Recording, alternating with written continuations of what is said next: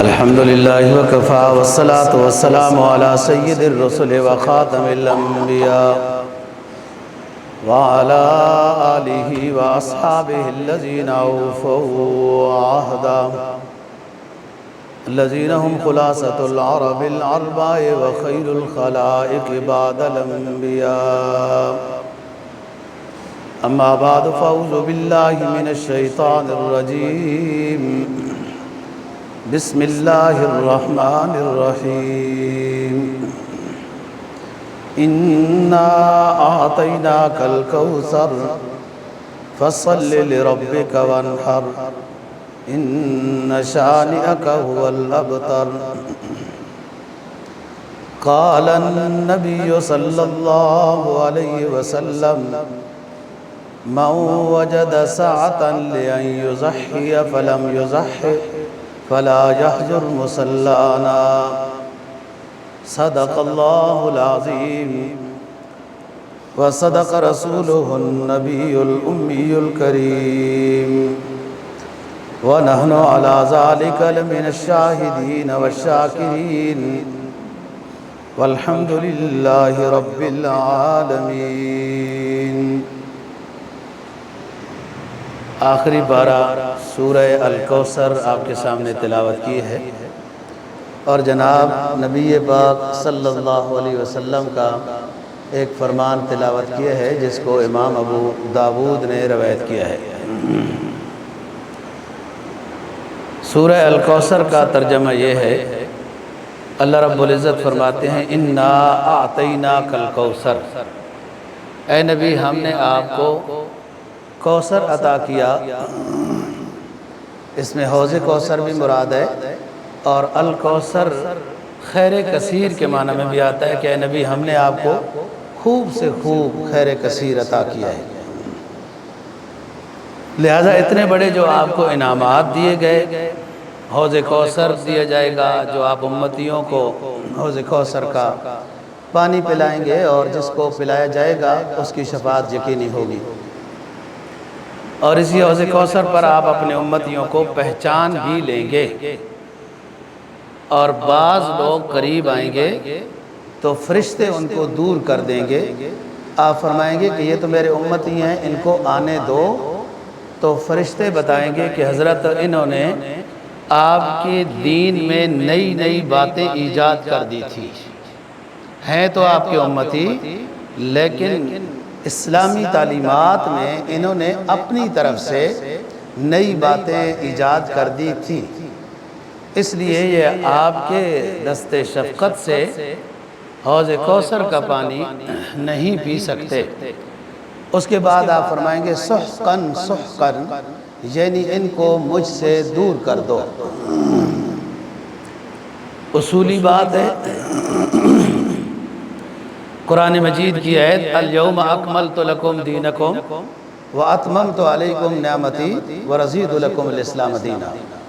چھٹا پارہ سورہ مائدہ کی آیت کریمہ ہے جو آخر میں یہ نازل ہوئی خطبہ حجۃ الوداع کے بعد جب آپ میدان عرفات میں جبل الرحمہ کے قریب پہنچے. یہ آیت نازل ہوئی. اس کا مفہوم یہ ہے کہ اے نبی ہم نے آپ کو جو احکام دینے تھے، آپ کی امت کو جو مسائل دینے تھے، جو ہدایات دینی تھی، وہ سب مکمل ہو چکی ہیں. اکملت لکم دینکم واتممت علیکم نعمتی، جو نعمت دینی تھی وہ مکمل ہو گئی. رضیت لکم الاسلام دینا، ہم نے آپ کے لیے جو مذہب پسند کیا وہ آپ کو عطا کیا ہے. تو جب اللہ کی طرف سے اسلامی احکامات کی تکمیل ہو چکی ہے تو کوئی بندہ نیکی سمجھ کر کوئی نیا کام اسلام میں داخل کر دے تو اس کو بدعتی کہتے ہیں اور اس کو حوض کوثر سے پانی نصیب نہیں ہوگا. دین مکمل ہے، جو دین میں باتیں ہیں اس پر تو عمل کرتے نہیں ہیں اور نئی نئی باتیں رسم و رواج بدعات پر لوگ بڑا شوق سے عمل کرتے ہیں. آپ لوگوں کو سنت بتائیں نا کہ یہ سنت عمل ہے، لگتا ہے سمجھ نہیں آیا کیا کہہ رہے ہیں. اور اگر یہ بتائیں نا کہ سائیڈ والوں نے کل فلانی تاریخ تھی کوئی دیگ بنا کے تقسیم کی ہے، جس کا اسلام میں کوئی خاص بات نہیں، یہ بھی کہے گا ہاں ہاں کرنا پڑے گا۔ رسم و رواج کے اوپر تو لوگ لگے ہیں، جہالت عام ہے، جو سنت کی بات پتہ چلتی ہے سمجھ ہی نہیں آتی، اور عجیب عجیب رسم و رواج ہیں، وہی سارے دین کے اندر ایک نئی چیز کو داخل کیا۔ جاہل عوام جن کے پاس علم دین نہیں ہوتا وہ سمجھتے ہیں ہاں یہ بھی ٹھیک ہوگا یہ بھی ٹھیک ہوگا، اسی کو بدعت کہتے ہیں۔ دین مکمل ہو چکا ہے، عبادات کے لحاظ سے ہو، معاملات کے لحاظ سے ہو، اخلاقیات کے لحاظ سے ہو، معاشرت کے لحاظ سے ہو، بیع و شراء جو بھی نظام ہے اسلام نے مکمل دے دیا ہے۔ کوئی سیکھے نا، کوئی مطالعہ تو کرے کہ اسلام نے نظام تجارت کیا دیا ہے، اسلام نے گھر بار کے لحاظ سے کیا مسائل دیے ہیں، اسلام نے نظام زراعت کیا دیا ہے، تو یہ سارے اسلام کی ہدایات سمجھ میں آئیں گی، اپنی طرف سے درمیان میں داخل کرنے کی ضرورت نہیں ہوتی۔ اِنَّا أَعْطَيْنَاكَ الْكَوْثَرَ، آپ کو ہم نے اے نبی خیر کثیر عطا کیا ہے، اس میں حوض کوثر بھی داخل ہے، لہذا اتنا بڑا جب انعام آپ کو عطا کیا گیا ہے تو فَصَلِّ لِرَبِّكَ، نعمت کے بدلے میں شکر ادا کریں، اور شکر یہی ہے کہ نماز پڑھیں، سب سے بہترین شکر وہ نفل ہے، نماز ہے، جو بھی ہو، قرب الہی کا سب سے بہترین ذریعہ اور سبب کہ انسان اللہ کے قریب ہو جائے وہ نماز ہے، نفل نماز ہے۔ نبی پاک صلی اللہ علیہ وسلم کا فرمان ہے کہ 3 چیزیں دنیا کے لحاظ سے مجھے بہت پسند ہیں، ایک یہ کہ مجھے نماز بہت پسند ہے، آپ نے سنا ہوگا پڑھا ہوگا کہ تہجد کی نماز اتنی لمبی آپ کی ہوتی تھی کہ پنڈلیاں سوج جاتی تھی، جبکہ پیغمبر تو معصوم ہوتا ہے، جنت کا وارث ہوتا ہے، اوروں کو بھی جنت میں لے کے جاتا ہے، اس کے تو گناہ نہیں ہوتے، فرماتے ہیں کہ مجھے پسند ہے نماز۔ اور دوسری چیز نیک رفیق حیا، اچھی بیگم اگر کسی کو دنیا میں مل گئی تو بہت اونچی بات ہے، لوگ نیک بیگم نہیں تلاش کرتے، لوگ کہتے ہیں مال و دولت زیادہ لے کے آئے، گاڑی بھی ساتھ ہو، اس کو کوٹھی بھی ملے، وہ بیچاری کوئی تھوڑا بہت کو اس کے والدین درمیانے تھے، کچھ کم لے کے آئی، تو آج کل کا شوہر غیرت مند، آج کل کا شوہر غیرت مند پوری زندگی بیگم کو ٹوکے ہی لگاتا رہتا ہے، کیا لے کے آئی ہے، تمہاری امی نے دیا کیا ہے، اس چیز کو پسند کرتے ہیں نا جی۔ حدیث کہتی ہے کہ 4 طرح کے لوگ، 4 طرح کے رشتوں کو لوگ پسند کرتے ہیں، لمالہا ولجمالہا ولحسبہا ولدینہا فاظفر بذات الدین تربت یداک، فرمان رسول ہے صلی اللہ علیہ وسلم، لوگ رشتہ پسند کرتے ہیں کہ مالدار ہونی چاہیے، رشتہ پسند کرتے ہیں کہ اس کا خاندان جو ظاہری لحاظ سے بڑا مشہور ہے کہ وہ اچھا خاندان ہے، اس میں سے ہونی چاہیے، لوگ پسند کرتے ہیں کہ خوبصورت زیادہ ہونی چاہیے، اور کچھ لوگ پسند کرتے ہیں کہ بیگم دیندار ہونی چاہیے۔ جس نے یہ آخری پسند کی فَاظْفَرْ بِذَاتِ الدین، آپ دین والی کو پسند کریں، تربت یداک، ہمیشہ شکر ہی بجا لاتے رہیں گے کہ اللہ نے کیسی نعمت دنیا میں عطا کی ہے۔ اور اگر اوپر والی چیزیں مانگی نا، دیندار نہیں مانگی، لوفر مانگی، آج کل کی بازاری چیز جو پھر رہی ہے، جو لوگوں کے لیے ایک شو پیس بنی ہوئی چیز ہے، اگر اس طرح کا رشتہ پسند کیا تو پھر تجھے بھی وہ شو پیس ہی بنا کے رکھے گی، پوری زندگی درد ساری بنے گی۔ تو فرمایا کہ سب سے پسندیدہ چیز میری وہ نماز ہے۔ آپ حضرات کو بھی جب موقع ملے، فرائض تو فرائض ہیں، وہ تو ادا ہی کرنے ہیں، جب بھی موقع ملے آپ نہاتے ہیں، وضو بناتے ہیں، دفتر کی تیاری کرتے ہیں تو 4 نفل پڑھیں۔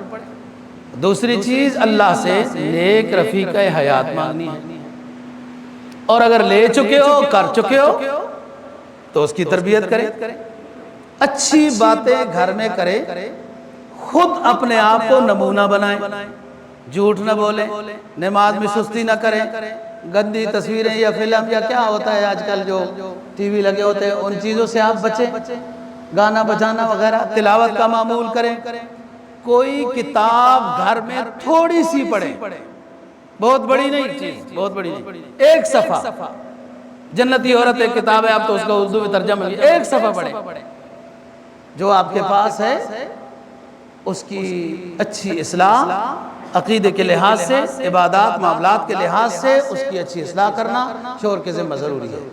قُوا أَنفُسَكُمْ وَأَهْلِيكُمْ نَارًا، لوگو پہلے اپنے آپ کو پھر گھر والوں کو جہنم سے بچاؤ، یہ آپ کی ذمہ داری میں آتے ہیں۔ اور خود کو بہترین نمونہ بنائیں گھر میں، اچھے اخلاق کے لحاظ سے، اچھی گفتگو کے لحاظ سے، خدمت تعاون کے لحاظ سے، سخاوت کے لحاظ سے، جو اپنی گنجائش ہے۔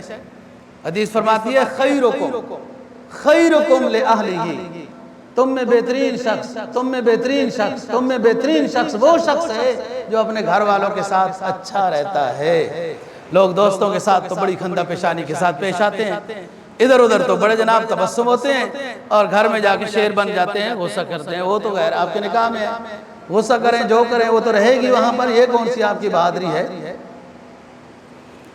تو بات یہ ہے کہ آپ صلی اللہ علیہ وسلم کی پسندیدہ چیز کہ نماز، دوسری چیز نیک رفیق حیات، اور تیسری چیز خوشبو لگانا، اچھی خوشبو جو آپ صلی اللہ علیہ وسلم نے استعمال فرمائی وہ عود ہے، عنبر ہے، گلاب ہے، یہ روح کی غذا ہے۔ اچھی خوشبو فرشتوں کو قریب لے کے آتی ہے، اور ٹھس مس وہ بندہ وہاں سے لگا کے یہاں تک تو وہ ختم ہو جاتی ہے۔ وہ سننا تو گزارا ہو جائے گا کہ خوشبو آپ نے لگائی، لیکن عطر ہوتا ہے جو ٹائم تک رہتا ہے، اچھا عطر ہونا چاہیے، اور یہ روح کی غذا ہے۔ جب روح خوش ہوتی ہے تو عبادت پر دل چاہتا ہے۔ یہ دو مقابلے ہیں، ایک نفس کو پروان چڑھانا، ایک روحانیت کو پروان چڑھانا۔ نفس کو پروان چڑھائیں گے تو خلاف دین جائیں گے، روح کی تربیت کرے ہوگی، جب روح کو اسلام کو امام اپنا بنائیں گے، روح خوش ہوگی تو اس میں آپ کی راحت، بیگم راحت، گھر میں راحت، تمام نظام سی ہے، اور آپ کی طبیعت بھی خوش ہوگی۔ جب روح خوش ہوتی ہے طبیعت خوش ہوتی ہے۔ لوگ نفس کو خوش کرنے کے لیے بہت کچھ خرچ کر دیتے ہیں، اور روح عبادات سے خوش ہوتی ہے، اس کی طرف کوئی توجہ ہی نہیں ہوتی۔ تو جب اتنے انعامات نوازے آپ صلی اللہ علیہ وسلم کو، تو فرمایا اے نبی نعمتوں کے بدلے میں فَصَلِّ لِرَبِّكَ، نماز پڑھیے، وَانْحَرْ، اور قربانی کیجئے۔ اور وہ جو دشمن ہیں جن کے نصیب میں وہی گند ہے جو اندر گند ہے، کبھی کیا باتیں کرتے ہیں، کبھی کیا باتیں کرتے ہیں، اِنَّ شَانِئَكَ هُوَ الْأَبْتَرُ، آپ کو برا بھلا کہنے والے وہ خود برباد ہو جائیں گے، دم بریدہ ہو جائیں گے، ختم ہو جائیں گے۔ آپ کو اللہ نے نوازا ہے تو بعض حضرات نے فَصَلِّ لِرَبِّكَ وَانْحَرْ اپنے موضوع کے مطابقت سے آج کے لحاظ سے بات ہے، فرمایا نماز عید ادا کیجئے، فَصَلِّ لِرَبِّكَ، نماز عید الاضحیٰ ادا کیجئے، وَانْحَرْ، اور پھر اس کے بعد قربانی کیجئے، اونٹ ذبح کریں، دمبا ذبح کریں، بکرا کریں، جو شرائط آپ نے سن رکھی ہیں وہ۔ اور ان دنوں میں ایام تشریقات میں تکبیرات تشریقات کا اہتمام کریں۔ نامی ذی الحجہ سے جیسے آپ نے شروع کر رکھی ہیں، ہر نماز کے بعد اللہ اکبر لا الہ الا اللہ واللہ اکبر اللہ اکبر وللہ الحمد، یہ تکبیرات تشریقات ہیں جو 13ویں کی عصر کی نماز کے بعد پڑھ کر پھر ان کا وجوب ختم ہو جاتا ہے۔ ہر نماز کے بعد کم از کم ایک مرتبہ مرد کے لیے اونچی آواز کے ساتھ پڑھنا واجب ہے، اور عورت کے لیے آہستہ آواز کے ساتھ پڑھنا واجب ہے۔ یہ تکبیرات تشریقات ہیں۔ اور حدیث میں فرمایا کہ اللہ پاک کو ان ایام نہر میں 10، 11، 12 ذی الحجہ مغرب سے پہلے عید الاضحیٰ کی نماز کی ادائیگی کے بعد 10، 11، 12 ذی الحجہ سورج غروب ہونے سے پہلے جانور کو ذبح کرنا اللہ کو بہت پسند ہے۔ پسند تو وہ ہے جس کو اللہ پسند کرے، اس پر عمل کرنے میں پھر فائدہ بھی ہے، جس کی بات مانیں گے وہ نوازتا بھی ہے۔ دنیا کیا نوازے گی دوستو، وہ خود نوازنے کے مستحق ہے۔ وہ خزانوں کا مالک ہے، سب کچھ اسی کے قبضے میں ہے۔ اگر لوگوں کے قبضے میں ہوتا تو اہل دین کو کچھ بھی نہ ملتا۔ لوگ سارے تو وہی ہے نا جی، پوری دنیا کی اگر کئی ارب آبادی ہے تو مسلمان 2-2.5 ارب، باقی تو ساری دنیا وہ ہے۔ ان کے بس میں ہوتا تو ہمارا جینا ہی نہ ہوتا۔ لباس، کھانا پینا کیا مشکل ہے، سب رزق کا مالک وہ اللہ ہے، رزاق ہے، وہی عزت دینے والا، وہی ذلت دینے والا ہے، لہٰذا اسی کے در کا سوالی ہو۔ لگاؤ تو لو اس سے اپنی لگاؤ، جھکاؤ تو سر اس کے آگے جھکاؤ، وہی کچھ دینے والا ہے، سب کچھ جو آپ مانگیں گے وہ عطا کرتا ہے۔ تو فَصَلِّ لِرَبِّكَ وَانْحَرْ، اے نبی نماز پڑھیے اور پھر اس کے بعد قربانی کیجیے۔ قربانی ان دنوں میں اللہ کو یہ عمل بہت پسند ہے۔ سرکار نے آسان فرما دیا، مَنْ وَجَدَ سَاعَةً لِأَنْ يُزَحِّيَ فَلَمْ يُزَحِّ فَلَا يَحْضُرْ مُصَلَّىٰ، جو شخص صاحب حیثیت ہے وہ قربانی کرے۔ صاحب حیثیت اگر قربانی نہیں کرے گا، ہمارے ساتھ عید الاضحیٰ کی نماز نہ پڑھے، اس کو کیا مطلب ہے اسلام کا؟ جو اسلام کا تقاضا ہے، اسلام کے تقاضے پر عمل کرنا، یہ دینداری ہوتی ہے۔ مثلا آپ نے کل نامی ذی الحجہ کا روزہ رکھا ہے، بڑی فضیلت ہے، مستحب ہے، نفل ہے۔ نماز با جماعت مغرب کی تکبیر اولیٰ کے ساتھ ادا کرنا واجب ہے، بعض رات سنت موقع لکھا ہے۔ اب افطاری بھی کرنی ہے کہ بھوک بھی لگی ہوئی ہے اور پیاس بھی لگی ہوئی ہے، وہ ایک مستحب آپ نے کام کیا، اچھا کام کیا ہے۔ لیکن اب اسلامی تقاضا کیا ہے، اسلام کی ہدایت کیا ہے، اس کا امر کیا ہے کہ مغرب کی نماز بھی با جماعت ہونی چاہیے۔ اب یہ دونوں چیزیں، اگر آپ روزہ افطاری کی بڑی فضیلت ہے، روزہ افطار کے وقت دعاؤں کی بڑی فضیلت ہے، وہ جناب دعائیں قبول بھی ہوتی ہیں، وہ ادھر ہی مصروف رہا اور مغرب کی نماز اس کی جماعت سے رہ گئی، تو اس نے نفس کی خواہش پر عمل کیا ہے، اسلامی تقاضے کے اوپر عمل نہیں کیا۔ ہمیشہ اسلام کا مطالبہ کیا ہے؟ جب مسلمان مظلوم ہے، ان کی مدد کے لیے نکلنا، جہاد کرنا، وہ اس وقت اسلام کا تقاضا ہے۔ ہم صرف جناب ریلی نکال لیتے ہیں، جلسہ بنا دیتے ہیں اور سمجھتے ہیں کہ جہاد کہاں ادا کر دیا ہے۔ نہ کر امید یورپ کے سیاست دانوں سے، یا طاقت سے کشمیر چھڑا، یا آرزوئے کشمیر نہ کر، وہ ظلم کریں، مارے پیٹیں اور آپ صرف جلسہ نکال دیں، جلوس نکال دیں، اس طریقے سے نہیں ہوتا۔ اسلام کا تقاضا کیا ہے؟ اب اذان ہو گئی ہے، نماز پڑھنا۔ اسلام کا تقاضا کیا ہے؟ عید کے بعد اب جو صاحب حیثیت ہے قربانی کریں۔ اور سرکار کیا فرماتے ہیں؟ ما عمل من عمل یوم النحر احب الی اللہ من اراق الدم وَإِنَّهُ لَيَأْتِي يَوْمَ الْقِيَامَةِ بِقُرُونِهَا وَأَزْفَارِهَا وَأَشْعَارِهَا وَإِنَّ الدَّمَ لَيَقَعُ مِنَ اللَّهِ بِمَكَانٍ قَبْلَ أَنْ يَقَعَ بِالْأَرْضِ فَطِيبُوا بِهَا نَفْسًا۔ لوگو سنو، ایام نہر کے اندر 10، 11، 12 میں اللہ کو سب سے زیادہ جو نیکی پسند ہے وہ قربانی کرنا ہے، جانور ذبح کرنا ہے، جانور ذبح کرنا ہے۔ اور ابھی وہ نیچے خون گرے گا نہیں کہ عند اللہ وہ جانور آپ کا مقبول ہو گیا ہے، اس کے بعد کھاؤ، لوگوں کو کھلاؤ، تقسیم کرو، آپ کو جو اللہ نے عطا کرنا تھا وہ کر دیا ہے۔ اور یہی جانور میدان حشر میں زندہ کر کے حاضر کر دیا جائے گا، جو آپ کی مغفرت کا سبب بنے گا۔ فرمایا وَإِنَّهُ لَيَأْتِي يَوْمَ الْقِيَامَةِ بِقُرُونِهَا وَأَزْفَارِهَا وَأَشْعَارِهَا، یہ جانور اپنے سینگوں سمیت، اپنے کھروں سمیت، اپنے پاؤں سمیت، اپنے جسم کے بالوں سمیت اللہ رب العزت کے سامنے حاضر ہو جائے گا، مغفرت کا سوال کرے گا، پل صراط سے آسانی کے ساتھ گزرنے کا سوال کرے گا۔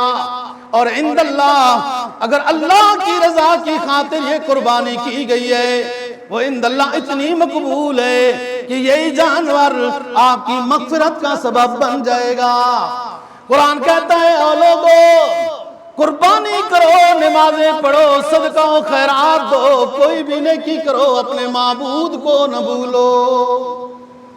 غیر اللہ کے نام پہ نذرانے نہ چڑھانا، اللہ کے علاوہ کسی کے نام کی عبادت نہیں کی جائے گی ورنہ شرک ہو جائے گا۔ قرآن دستک دیتا ہے، غافل دلوں کو جگاتا ہے، کمپیوٹر میں، موبائلوں میں گم ہو جانے والے غافل مسلمانوں کو جگاتا ہے، اعلان کرتا ہے قل ان صلاتی ونسکی ومحیایا ومماتی للہ رب العالمین لا شریک لہ وبذالک امرت وانا اول المسلمین۔ اے میرے محبوب پیغمبر فرما دیجئے، اپنے عقیدے کا تعارف کرا دیجئے، میری نماز ہو، میرا روزہ ہو، میری جانی عبادت ہو، میری مالی عبادت ہو، میرا جینا ہو، میرا مرنا ہو، سب اللہ ہی کی رضا کی خاطر، اللہ ہی کے لیے قربانی، اللہ ہی کے لیے جملہ عبادات، اور مجھے حکم دیا گیا ہے وَأَنَا أَوَّلُ الْمُسْلِمِينَ، سب سے زیادہ پہلا میں ہر اسلامی حکم کا ماننے والا بن کر آؤں۔ دیکھو دوستو، ہمیں تو حکم ہے جانور اللہ کے نام پہ ذبح کرنا، پھر ادھر اللہ کی رحمت دیکھیے، بڑے جانور میں 7 حصے کر دیے۔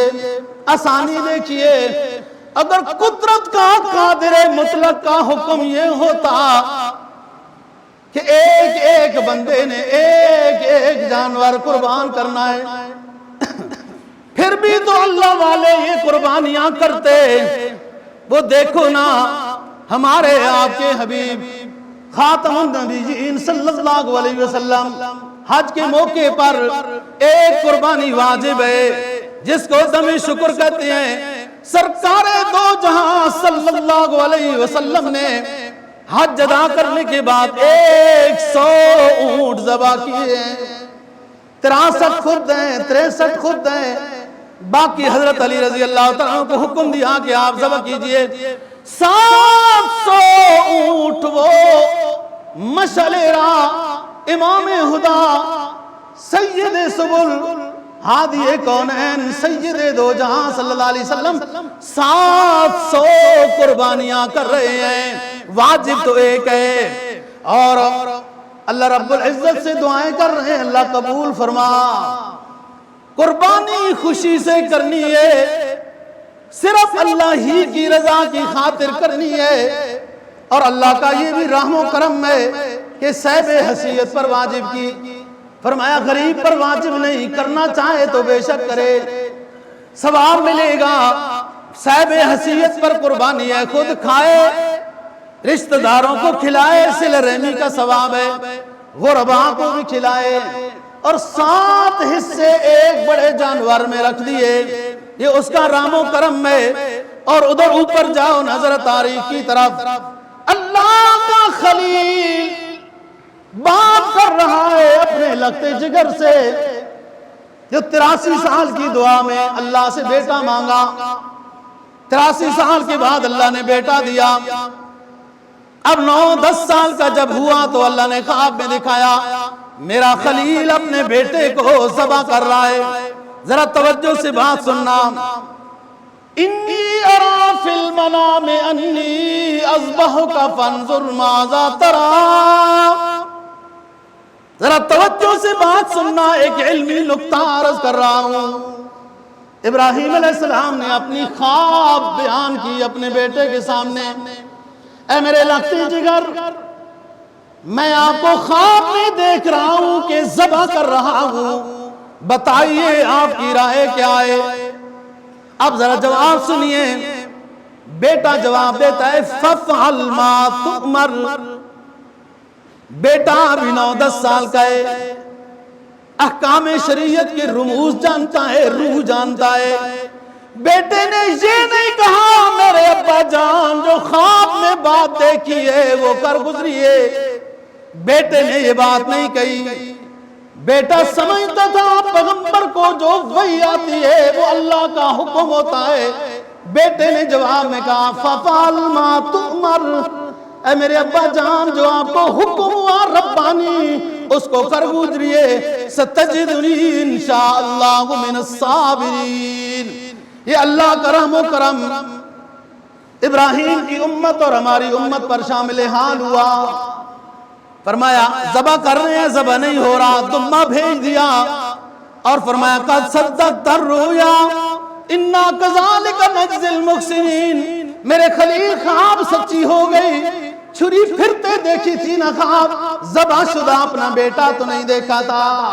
وَفَدَيْنَاهُ بِذِبْحٍ عَظِيمٍ، ہم نے پھر اپنے خلیل کو جان کے بدلے میں جنت سے جان دے دی کہ بیٹے کو چھوڑ دیجئے، ذبح نہ کیجئے، بیٹے کی جان کے بدلے میں یہ جنت سے آنے والا دمبا ذبح کر دیجئے، وہی آپ کو ثواب، وہی قرب الہی، وہی ثمرات جو بیٹے کو ذبح کرنے میں ملنے تھے، ہم نے وہ خواب قبول کر لی، آپ کی ادائیں قبول کر لی ہیں، اب دمبے کو ذبح کیجئے وہی ثواب عطا کر دی جائے گی۔ اقبال مرحوم کہتا ہے یہ فیضان نظر تھا یا مکتب کی کرامت تھی، کیسا بیٹا مان گیا، ذبح ہونے کے لیے لیٹ گیا، ذرا سوچا تک نہیں نہ باپ نے کہ لگتے جگر جو 83 سال میں ملا ہے اس کو ذبح کر رہا ہوں، نہ باپ کے ذہن میں سوچ آئی، حکم عدولی کی کوئی بات آئی، نہ بیٹے کا حکم ماننے میں کوئی ہچکچاہٹ ہوئی۔ فرمایا یہ فیضان نظر تھا یا مکتب کی کرامت تھی، سکھلائے کس نے اسماعیل کو آداب فرزندی، ابھی تو وہ مکتب میں بھی نہیں گیا۔ قدرت جب انسان حکم کی تعمیل میں آتا ہے تو پھر مدد کرتی ہے، اور قربانی کے راستے میں ابراہیم علیہ السلام کو شیطان آیا قربانی سے روکنے کے لیے، کنکریاں ماری گئی۔ یہ ہم جیسے کمزوروں کے لیے یہ حکم ہے کہ جب مالی عبادت انسان بجا لانے لگتا ہے نا، مالی عبادت، تو بخل، قرآن کہتا ہے وَأُخْزِرَتِ الْأَنفُسُ الشُّحَّ، بخل لوگوں کے دلوں میں کوٹ کوٹ کے بھر دیا گیا ہے، اور یہ نہیں سمجھتا یہ کمزور ایمان والا شخص، جاہل شخص جس کو دنیا کی جو ساری معلومات تھی، نئی معلومات تھی تو اسلام کی نہیں تھی، کہ یہ سوچتا نہیں ہے وَمِمَّا رَزَقْنَاهُمْ يُنْفِقُونَ۔ قرآن بار بار یہ دستک دیتا ہے جو تم اللہ کے راستے میں خرچ کر رہے ہو یہ ہم نے تمہیں دیا ہے، تم جب پیدا ہوئے ساتھ نہیں لے کے آئے تھے۔ میرا کہنا آپ کا سننا اللہ قبول و منظور فرمائے، صفحہ درست فرما دیجئے۔ وآخر دعوانا الحمدللہ رب العالمین۔ اللہ رسول کا حکم ایسا ہے کہ عید کی نماز پہلے ادا کی جاتی ہے، خطبہ بعد میں ہوتا ہے۔ جیسے نماز پڑھنا ضروری ہے ایسے خطبہ سننا بھی ضروری ہے۔ لوگ سمجھتے ہیں کہ یہ کوئی غیر ضروری ہے اور بڑے بیزی ہیں، ہمیں پتہ ہے تم جتنے بیزی ہو، ملک تو سارا ڈوب گیا، تمہارا مصروف رہنے سے کیا فائدہ ہوا۔ اس میں اذان اور اقامت نہیں ہے۔ عید الاضحیٰ کی نماز کا طریقہ سن لیجئے، 2 رکعات نماز عید الاضحیٰ بما زائد تکبیرات واجبات کے، منہ قبلے کی طرف، پیچھے اس امام کے اللہ اکبر۔ امام جو ہے اللہ اکبر کہے گا، آپ بھی اللہ اکبر دل میں کہہ کے پھر اس کے بعد ہاتھ باندھ لیں گے۔ امام سبحانہ تعوذ تسمیہ پڑھے گا، پھر اللہ اکبر اللہ اکبر اللہ اکبر 3 دفعہ کہے گا، 3 دفعہ پھر آپ نے بھی کانوں کو ہاتھ لگانے ہیں اور دل میں اللہ اکبر کہے گا۔ امام الحمد اور سورت پڑھے گا، رکوع کرے گا، رکعت پوری ہو گئی۔ دوسری رکعت میں امام پہلے الحمد پڑھے گا، پھر اس کے بعد سورت پڑھے گا، رکوع سے پہلے 3 مرتبہ اللہ اکبر کہے گا، آپ نے بھی کہنا ہے، اور 3 مرتبہ کانوں کو ہاتھ لگانے ہیں، اور چوتھی مرتبہ امام جب اللہ اکبر کہے گا تو رکوع میں ہوں گے۔ نماز کے بعد پھر خطبے 2 ہیں اور پھر اس کے بعد دعا ہے۔ صفحے درست کر لیں، اپنے موبائل فون بند کر لیں۔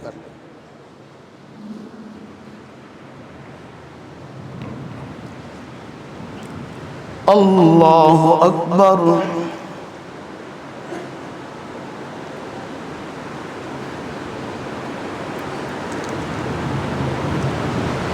अल्लाहु अकबर अल्लाहु अकबर अल्लाहु अकबर। अल्हम्दुलिल्लाहि रब्बिल आलमीन अर्रहमानिर रहीम मालिकि यौमिद्दीन इय्याका नअबुदु व इय्याका नस्तईन इहदिनस सिरातल मुस्तकीम सिरातल लज़ीना अनअमता अलैहिम गैरिल मग़ज़ूबि अलैहिम वलद्दाल्लीन।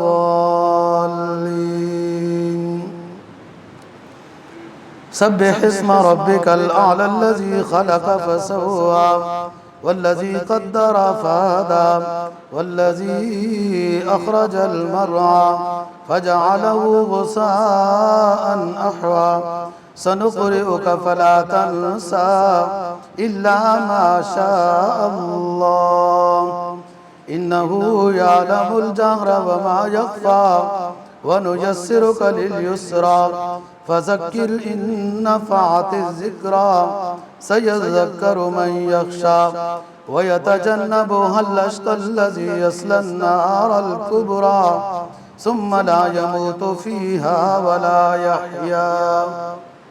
अल्लाहु अकबर।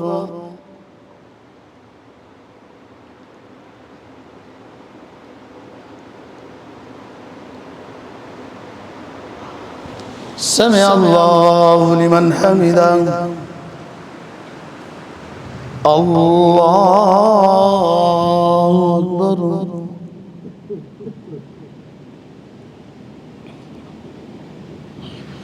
अल्लाहु अकबर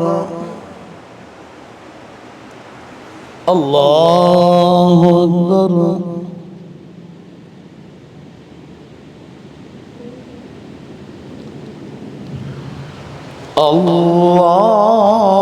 अल्लाहु अकबर। अल्हम्दुलिल्लाहि रब्बिल आलमीन अर्रहमानिर रहीम मालिकि यौमिद्दीन इय्याका नअबुदु व इय्याका नस्तईन इहदिनस सिरातल मुस्तकीम सिरातल लज़ीना अनअमता अलैहिम गैरिल मग़ज़ूबि अलैहिम वलद्दाल्लीन।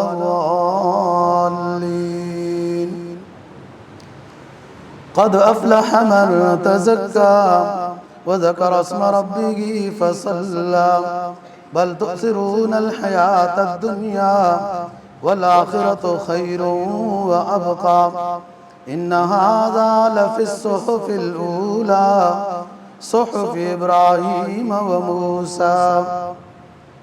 अल्लाहु अकबर अल्लाहु अकबर अल्लाहु अकबर अल्लाहु अकबर।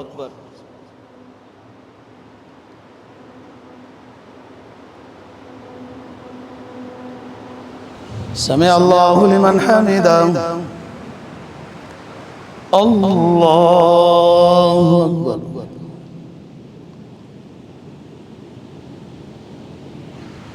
अल्लाहु अकबर अल्लाहु अकबर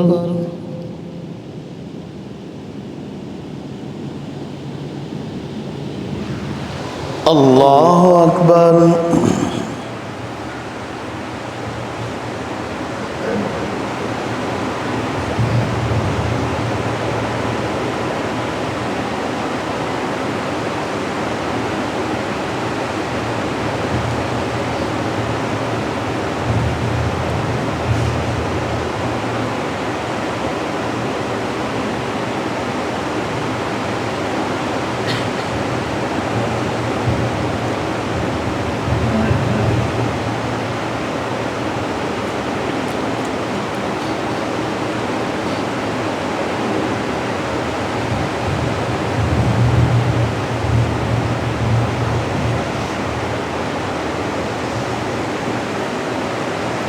अस्सलामु अलैकुम व रहमतुल्लाह। अस्सलामु अलैकुम व रहमतुल्लाह। اللہ اکبر لا الہ الا اللہ واللہ اکبر وللہ الحمد اللہ اکبر لا الہ الا اللہ واللہ اکبر وللہ الحمد اللہ اکبر لا الہ الا اللہ واللہ اکبر وللہ الحمد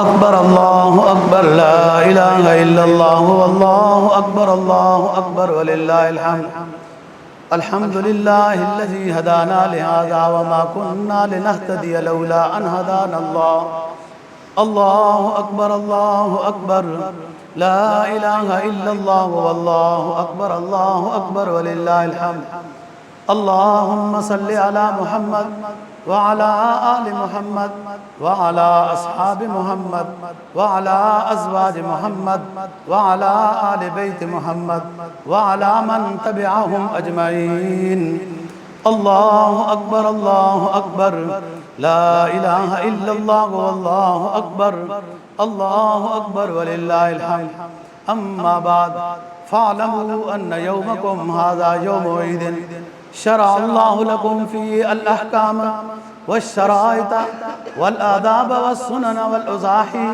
الله أكبر لا إله إلا الله والله أكبر ولله الحمد قال النبي صلى الله عليه وسلم لكل قوم عيد فهذا عيدنا الله أكبر لا إله إلا الله والله أكبر ولله الحمد قال النبي صلى الله عليه وسلم من وجد سعة لأن يزحي فلم يزحي فلا يحضر مصلانا الله أكبر لا إله إلا الله والله أكبر ولله الحمد لن ينال الله لحومها ولا دماؤها ولكن يناله التقوى منكم كذلك سخرها لكم لتكبروا الله على ما هداكم وبشر المحسنين الله أكبر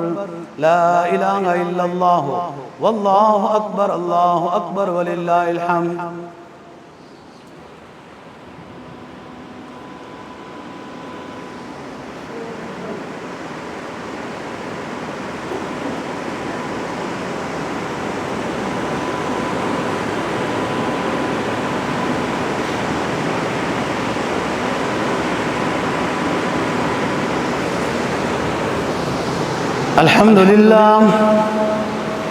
الحمد لله نحمده ونستعينه ونستغفره ونؤمن به ونتوكل عليه ونعوذ بالله من شرور أنفسنا ومن سيئات أعمالنا ونشهد أن لا إله إلا الله وحده لا شريك له ونشهد أن سيدنا وسندنا ومولانا محمدا عبده ورسوله وخاتم النبيين أما بعد فأعوذ بالله من الشيطان الرجيم بسم الله الرحمن الرحيم إن الله وملائكته يصلون على النبي يا أيها الذين آمنوا صلوا عليه وسلموا تسليما اللهم صل على محمد بعدد من صلى وصام وصل كذلك على جميع الأنبياء والمرسلين وعلى عباد الله الصالحين قال النبي صلى الله عليه وسلم ارحم امتی بامتی ابو بکر رضی اللہ تعالی عنہ واشدهم فی امر اللہ عمر رضی اللہ تعالی عنہ واصدقهم حیاء عثمان رضی اللہ تعالی عنہ واقضاهم علی بن ابی طالب رضی اللہ تعالی عنہ وعلى السیدین الشہیدین ابی محمد الحسن وابی عبداللہ الحسین رضی اللہ تعالی عنہما وعلى سيدات الطاهرات الأربعة البنات النبي الأمي الأخير البرية زينب ورقية وأم كلثوم وفاطمة رضي الله تعالى عنهن، وعلى أهل بيته المطهرة خصوصا خديجة وعائشة وحفصة رضي الله تعالى عنهن، وعلى عميه النبي المصطفى صلى الله عليه وسلم سيدنا العباس وسيدنا حمزة رضي الله تعالى عنهما، والباقية من العشرة المبشرة الذين أسماؤهم سعد وسعيد وأبو عبيدة وطلحة والزبير وعبد الرحمن، وعلى أمير الحق والإيقان معاوية بن أبي سفيان رضي الله تعالى عنه وعنهم. قال النبي صلى الله عليه وسلم: الله الله في أصحابي لا تتخذوهم من بعدي غرضا، ومن أحبهم فبحبي أحبهم، ومن أبغضهم فببغضي أبغضهم. اللهم أيد الإسلام والمسلمين، اللهم انصر المجاهدين في عالم الإسلام، اللهم ذل الكفرة والكافرين ومن والاهم، اللهم اكفناهم بما شئت.